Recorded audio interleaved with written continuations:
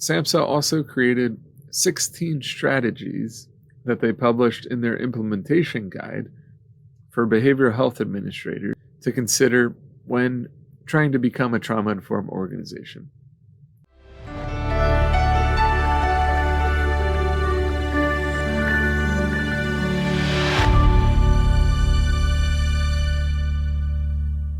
So 16 strategies, and we're going to go through them briefly here.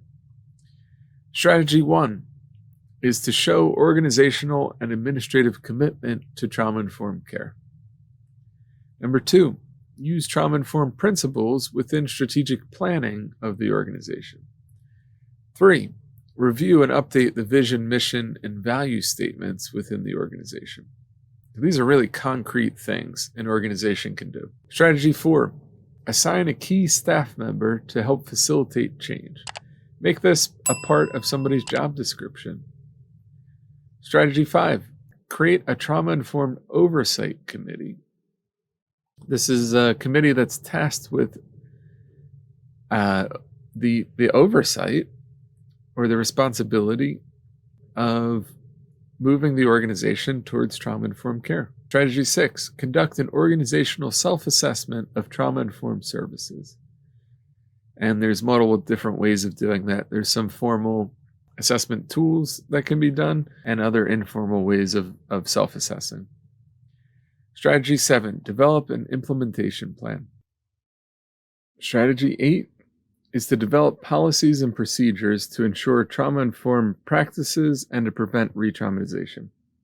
Strategy 9 is to develop a disaster plan in the event of crisis or disaster or some other form of violence or collective trauma within the organization. Strategy 10, incorporate universal routine screenings. So this is about evaluation and screening. Strategy 11, apply culturally responsive principles in our work. Strategy 10, use science-based knowledge. So this comes back to outcomes and evidence-based practice. Strategy 13, create a peer support environment within the organization. Strategy 14, obtain ongoing feedback and evaluations. Number 15, change the environment to increase safety. This would be for not just community members and clients, but also for staff members. And finally, strategy 16, develop trauma-informed collaborations. So we have to really implement all 16 of these strategies within our organizations, in addition to the 10 phases or stages outlined above. And these are basically a toolkit that SAMHSA has created for us to really guide us step by step on how to implement trauma-informed care within our organizations. To take these ideals, these principles, these philosophies, and in a real practical way, bring it into our organizations, into our environments, into our workplaces.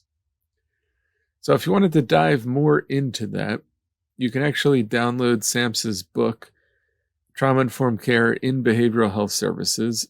It's tip 57. You can get it for free on SAMHSA's website.